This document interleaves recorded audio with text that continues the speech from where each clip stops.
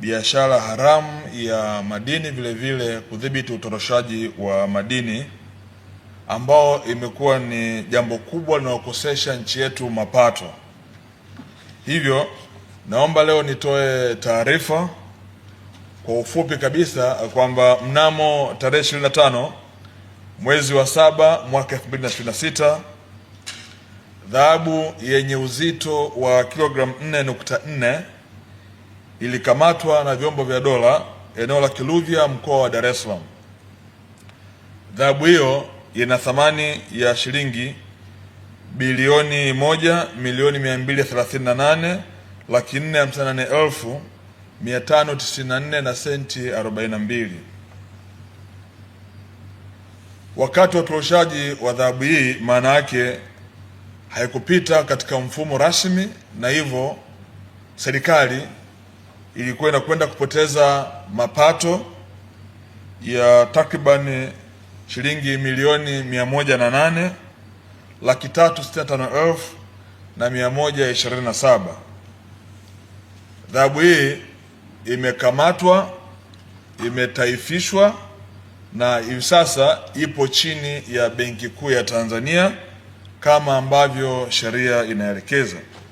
Ndugu zangu waandishi wa habari, naomba nichukue fursa hii kuendelea kuwakumbusha umma wa Tanzania na hasa wadau wa kwenye sekta ya madini kuendelea kuzingatia sheria, taratibu na kanuni zinavyoelekeza za biashara ya madini hapa nchini Tanzania. Hali hii ya utoroshaji wa madini inapelekea nchi yetu kupoteza mapato mengi sana ambayo mwisho wa siku yangekwenda kutafsiriwa katika kuboresha huduma za kijamii ikiwemo elimu pamoja na afya, kwa sababu fedha hizi ni fedha ambazo zinaingia mfuko mkuu wa serikali. Hivyo vitendo vyovyote vya kutorosha madini, maana yake unainyima haki nchi yako ya kuweza kuhudumia wananchi wake vizuri. Nataka nitoe rai kwa wadau wote wa kwenye sekta hii waendelee kuzingatia taratibu za sheria. Tutaendelea kuimarisha ulinzi na usimamizi ili biashara yote ya sekta ya madini ikafanyike katika vituo vya ununuzi ambavyo viko 117 nchini Tanzania na masoko ya madini 44 ambayo yamewekwa maalum kwa ajili ya shughuli za ufanyaji wa biashara ya madini. Mtu yoyote ambaye atakutwa na madini pasipokuwa na kibali maalum na hajapita katika masoko, atambue kwamba madini hayo ni mali ya serikali na yatataifishwa, yatahifadhiwa Benki Kuu ya Tanzania. Na zoezi hili litaendelea na limekuwa likifanyika maeneo mengi, na nazo taarifa nyingi sana za hivi sasa mbinu zimebadilika na hawa watoroshaji wameanza kutorosha kupitia vyombo vya usafiri. Mmeona kwenye zoezi hili huyu mtu katoka Kahama mpaka kuja Dar es Salaam hapa, na si mara ya kwanza. Hivyo naielekeza task force ya Wizara ya Madini kuhakikisha watuhumiwa hawa wanahojiwa vyema ili tumfahamu mtu ambaye anapokea madini haya hapa Dar es Salaam, ambaye ndo amekuwa chanzo na kichocheo cha mara zote kufanya biashara hii kupitia watu hawa. Lazima tutibu mzizi wa tatizo. Kuwakamata hawa ambao tumewakamata sio suluhisho, lakini walikuwa wanapeleka wapi ndio jambo muhimu sana. Naelekeza kikosi kazi kuhakikisha kwamba kwa kushirikiana na jeshi la polisi watafutwe watu wote kwenye mnyororo wote mzima. Nataka wapatikanike na wote wapelekwe mbele ya vyombo vya sheria. Lakini pia iwapo muhusika alikuwa ana leseni